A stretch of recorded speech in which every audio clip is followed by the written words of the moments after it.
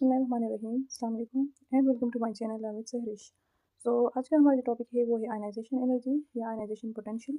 So it is the minimum amount of energy required to remove electron from the valence shell of gaseous atom to form positive ion is called ionization energy. अच्छा, वो energy जो कि किसी भी element या atom के outer most valence shell से electron को निकालते हैं तो उसको आयनाइजेशन एनर्जी या आयनाइजेशन पोटेंशियल कहते हैं। जिस तरह से यह हमारे पास एग्जाम्पल है सोडियम का। तो सोडियम का एटॉमिक नंबर जो होता है वो 11 होता है। इसके अगर हम इलेक्ट्रॉनिक कन्फिग्रेशन करें तो इसके फर्स्ट शेल में जो होते हैं 2 इलेक्ट्रॉन, सेकंड शेल में 8 इलेक्ट्रॉन होते हैं और इसी तरह से जो इसका आउटर मोस्ट शेल है उसमें 1 इलेक्ट्रॉन होता है। अच्छा, तो वो एनर्जी जो कि इस आउटर मोस्ट शेल से इस 1 इलेक्ट्रॉन को निकालने के लिए चाहिए होती है, उसको आयनाइजेशन एनर्जी कहते हैं। इसी तरह से हमारे पास जो मैग्नीशियम है उसका एटॉमिक नंबर 12 होता है।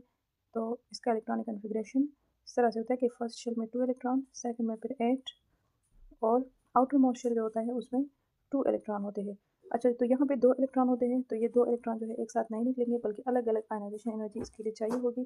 तो फर्स्ट इलेक्ट्रॉन को जब निकालते हैं तो उसको फर्स्ट आयनाइजेशन एनर्जी कहते हैं और जब सेकंड इलेक्ट्रॉन को निकालते हैं तो उसको सेकंड आयनाइजेशन एनर्जी या आयनाइजेशन पोटेंशियल कहते हैं। अच्छा, आयनाइजेशन एनर्जी को मेजर किया जाता है किलो जूल पर मोल में। सोडियम के लिए जो एनर्जी चाहिए होती है इलेक्ट्रॉन को निकालने के लिए वो है +496 किलो जूल पर मोल। इसी तरह से मैग्नीशियम की फर्स्ट आयनाइजेशन पोटेंशियल जो एनर्जी होती है वो है 738 किलो जूल पर मोल और सेकंड इलेक्ट्रॉन के लिए है +1450 किलो जूल पर मोल। अच्छा, अगर हम इसके ट्रेंड्स की बात करें तो आयनाइजेशन एनर्जी ग्रुप में डिक्रीज़ होती है।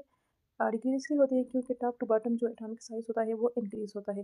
क्योंकि जैसे हम ऊपर से नीचे की तरफ आ रहे होते हैं तो हर एलिमेंट में शेल ऐड हो रहा होता है। तो जब शेल ऐड हो रहा होता है उसमें इलेक्ट्रॉन भी ऐड होते हैं। तो वैलेंस शेल का जो इलेक्ट्रॉन होता है वो न्यूक्लियस से दूर होता है। तो इसी वजह से न्यूक्लियस का होल्ड उस पे कम होता है और उसकी निकालने के लिए आयनाइजेशन एनर्जी कम चाहिए होता है। जबकि पीरियड में आयनाइजेशन एनर्जी जो होती है वो इंक्रीज़ होती है क्योंकि पीरियड में जब हम लेफ्ट राइट जाते हैं तो electron in the same shell add होते हैं और न्यूक्लियस का जो होल्ड होता है वैलेंस शेल के इलेक्ट्रॉन पे वो ज़्यादा होता है क्योंकि इलेक्ट्रॉन पे नेगेटिव चार्ज होता है और न्यूक्लियस पे पॉजिटिव चार्ज, दोनों के दरमियान जो अट्रैक्शन होती है वो ज़्यादा होती है। तो इसी वजह से लेफ्ट राइट जो है आयनाइजेशन एनर्जी इंक्रीज़ होगी और top to bottom ionization energy decrease होगी। सो ये आयनाइजेशन एनर्जी के बारे में था। I hope it would be clear और अगर फिर भी कोई मसला है तो आप लोग पूछ सकते हैं। Thank you.